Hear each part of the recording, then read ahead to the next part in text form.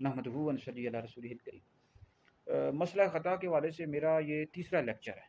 दो जो लेक्चर हैं मुख्तसर वीडियोज़ में मैं बयान कर चुका हूँ। मेरा जो चैनल है मुफ्ती दानिश हैदरी यूट्यूब चैनल है, इंग्लिश में लिखेंगे आ जाएगा, तो वहाँ पर हमने ये डॉक्टर अशरफ हासिफ जलाली साहब ने मसला ख़ता के हवाले से जो गुफ्तगू की थी 2020 में, तो इस हवाले से हमारे पास सवाल आ रहे थे, तो उस हवाले से हम गुफ्तगू कर रहे हैं।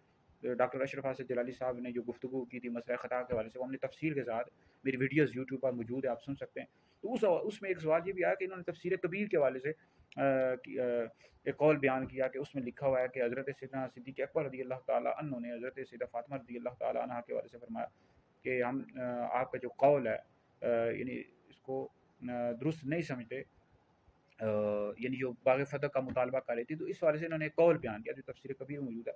बाकी तफासीर के हवाले से अक़वाल बयान किए।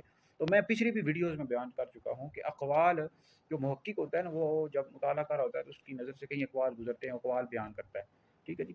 लेकिन जो अहले सुन्नत का ये नज़रिया है, सबसे पहले मैं ये बात बयान कर दूँ कि अंबिया अलैहिस्सलाम के पास सबसे अफ़ज़ल अबू बकर हैं, फिर उमर हैं, फिर उस्मान हैं, फिर अली हैं।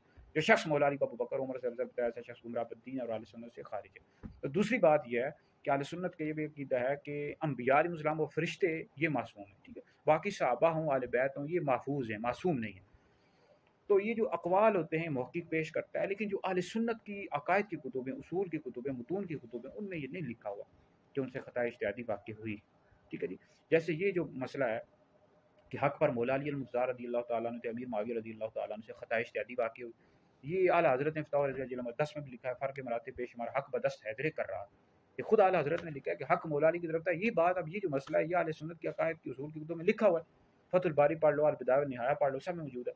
ये जो ख़ता इज्तिहादी हज़रत फ़ातिमा रज़ियल्लाहु ताला अन्हा के हवाले से डॉक्टर साहब बयान कर रहे हैं, ये अक़वाल तो मिल जाते हैं, लेकिन अहले सुन्नत की अकायद और उसूल की कुतुब में ये बात नहीं मिलेगी। शरह अक़ाइद नस्वी, शरह फ़िक़्ह अकबर, दीगर जो शरह मनुल रौज़ुल असर में मौजूद नहीं है।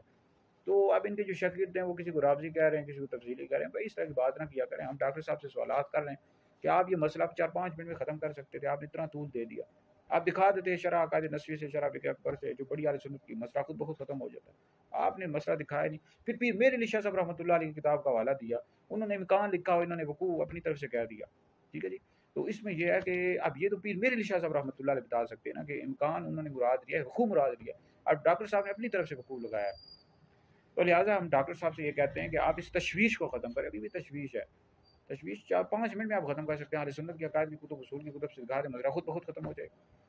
तो अक़वाल पेश ना करें, अक़वाल से मसला हल नहीं होगा। आप बड़ी अकायद अहले सुन्नत की जो कुतुब है उनसे दिखाएँ। तो मज़ीद अगर आपने कोई मेरी वीडियो इस हवाले से देखनी हो, जो हमने डॉक्टर अशरफ हासिफ जलाली साहब से सवालात किए हैं, वो मौजूद है जनाब आली मेरे यूट्यूब चैनल पर, मुफ्ती दानिश हैदरी यूट्यूब चैनल है, इंग्लिश में लिखेंगे आ जाएगा। वहाँ पर आपको तफसील के साथ कि आला हज़रत का क्या मौक़िफ़ है मसला ख़ता के हवाले से, और फिर उसके अलावा और जो चीज़ें हैं वो सारी मेरे यूट्यूब चैनल पर आपको मिल जाएँगी।